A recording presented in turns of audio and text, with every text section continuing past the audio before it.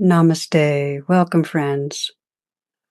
So, I begin with a brief story about a woman who's in a job interview, and the interviewer is saying, "Well, tell me, what do you think your biggest character defect would be?" And her response was honesty. And he said to her, "Honesty? I wouldn't consider honesty a defect." And her reply, "I don't care what the hell you think." So, I'm opening with this because I'm going to be sharing with you one of my favorite talks from the archives, and it's on honesty and what it really means and what it really takes to be honest with ourselves and each other. And for many, like this woman, it doesn't necessarily mean saying what's on the top of our mind, especially if we haven't investigated and gotten real with what's underneath. So, as most are aware, on a societal level, we are desensitizing to the scale and degree of deception. We've gotten used to it. I mean, even when the lies translate into massive destruction and suffering, we're used to it. It's now an assumption that, and especially those in power, but more broadly, that people will say or hide whatever they feel is necessary to most promote or protect their interests. Um, it's contagious. It fills the atmosphere of the society, as we know, in government, but not just that. We've seen it through the Epstein files and any hierarchical organization, religious, spiritual communities. If others are being quiet about a lack of ethical behavior, then we'll be quiet too. It's very corrosive to the spirit.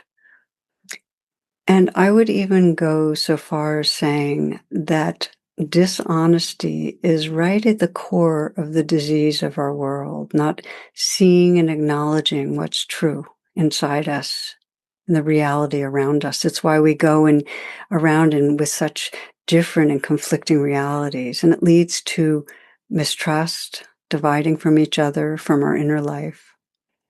So I'm saying all this because it really calls us to deepen attention in our own lives, really asking, am I being honest, real, true? My love for mindfulness practice is that it strengthens our capacity for honesty, for seeing clearly, for not believing our own thoughts and beliefs, for instead of believing our thoughts and beliefs, actually getting curious. What is true here? So, friends, I chose this talk from the archives. It's called The Honesty Challenge because it really, the Honesty Challenge, because it really does invite us into a deeper level of honesty with ourselves and our world. And it's so needed if we're to find our own spiritual strength and really be part of a collective movement toward healing. So may it serve you well. For several decades of my life, I had a poodle, two different poodles, loved very much. And so I'd like to start with a favorite story that stars a poodle. So a woman goes to a safari in Africa, and she takes her poodle along for company. And one day the poodle runs off after some butterflies or something. Before long, he discovers he's lost. And so he's wandering around and he notices a leopard that's heading rapidly in his direction and the intention of having lunch. So the old poodle thinks, oh no, I'm in trouble now, and notices some bones on the ground close by. So he immediately settles down to chew on the bones with his back to the approaching cat. And just as the leopard is about to leap, the old poodle exclaims loudly, "Boy, that was one delicious leopard. I wonder if there are any more around here." So hearing this, the young leopard halts his attack in mid-strike, look of terror over his face, slinks away and says, "Phew, the leopard says, that was close. That old poodle nearly had me." Meanwhile, a monkey who'd been watching the whole thing from a tree figures he can put knowledge to good use and trade it for protection from the leopard. So off he goes. The old poodle sees him heading after the leopard with great speed and figures out that something must be up. The monkey soon catches up with the leopard, spills the beans, strikes a deal for himself with the leopard. Okay, so the young leopard's furious. He's made a fool of himself, and he says, "Here, monkey, hop on my back and see what's going to happen to that conniving canine." So now the old poodle sees the leopard coming with the monkey on his back and thinks, "What am I going to do now?" But instead of running, the dog sits down with his back to his attackers, pretends he hasn't seen them, and just when they get close enough to hear it, the old poodle says, "Where's that damn monkey? I sent him off an hour ago to bring me another leopard."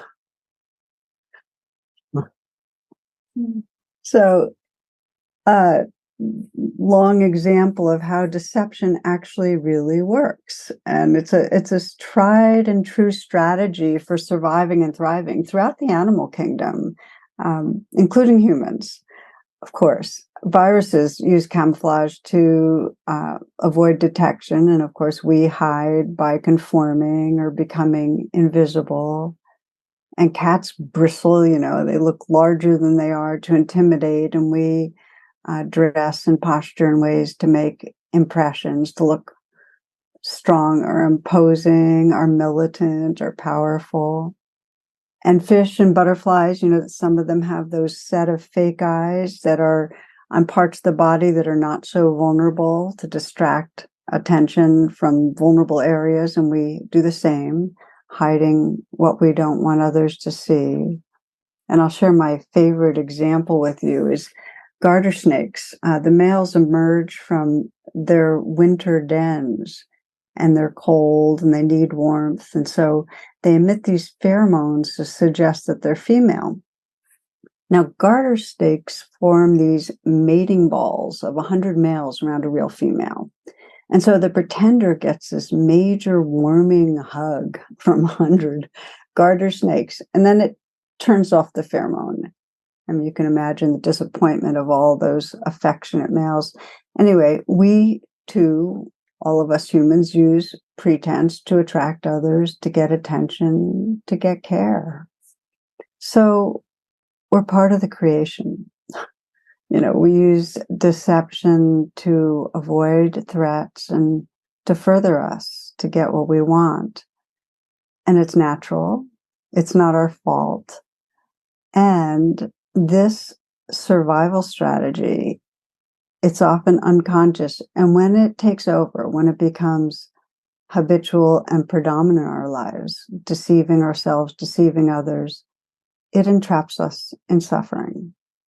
I mean, dishonesty basically prevents us from evolving, from loving fully, from being who we can be. So, friends, this is our theme, how to deepen intention around honesty. And of course, the ground of it all is self-honesty.